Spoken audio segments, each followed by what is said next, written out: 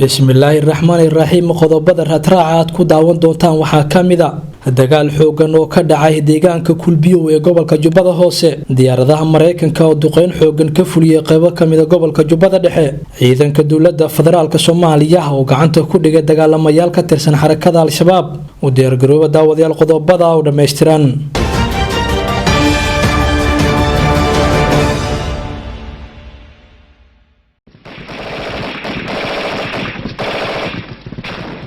dagaalamayaal ka tirsan xarakada Al-Shabaab ayaa weerar xoogan waxay ku qaadeen deegaanka Kulbiyow oo ciidamada Jubbaland fariisin xoogan ay ku lahaayeen wararka ka imaanaya gobolka Jubbada Dhexe ayaa sheegaya in halkaasi uu ka dhacay weerar culus oo dagaalamayaasha Al-Shabaab ay ku qaadeen saldhig ciidamada maamulka Jubbaland ay ku leeyihiin deegaanka Kulbiyow ee gobolkaasi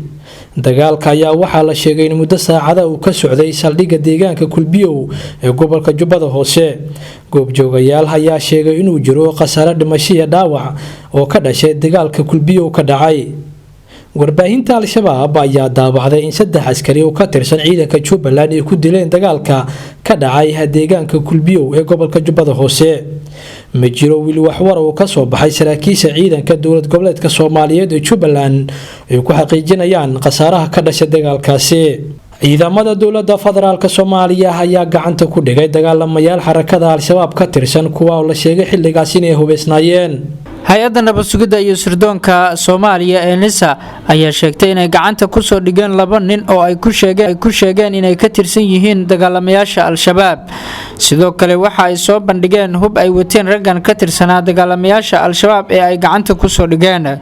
qoraal lagu daabacay Twitterka NISA ayaa lagu sheegay in xubnahan la soo qabtay ay damacsanayeen inay dil u geystaan dad shacab ah balse laamaha ammaanka ay gacanta ku dhigeen ka hor inta aysan toogashada geysan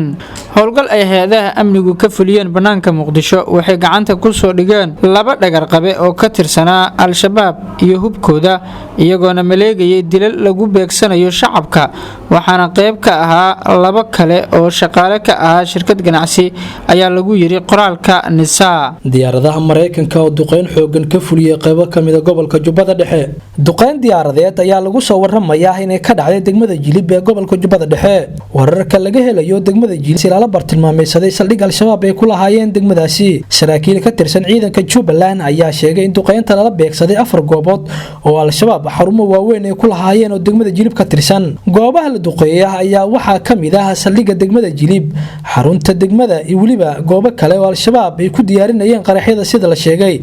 waxaana u dhowdahay Habaar Shanguuni oo 60 macallin ay ku sugnayd sida la xaqiijiyay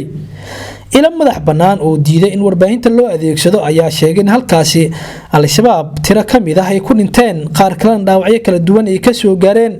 weerarka ka dhacay saldhigga degmada Jilib ayaa la xaqiijiyay inay ku geeriyoodeen 19 dagaalamay oo ku jiro saraakiil sarsare oo Al-Shabaab oo la sheegay magaciisa Xasan Dheere sidoo kale waxaa la sheegay in duqeyntaasi ay ku geeriyoodeen maxaabiis Al-Shabaab u xirnaa diyaaradaha Mareykanka ayaa kordhiyay weerarada ee la bartilmaameedsadaan saldhigyada Al-Shabaab ay ku leeyihiin gobolka Jubbada Hoose warkii aad ka daawanayseen raadraaca wararka daawadayaal waa naga intaa fadlan haddii aad nagu cusub tahay subscribe saar channelkan si aad ula socoto wararkii ugu dambeeyay Soomaaliya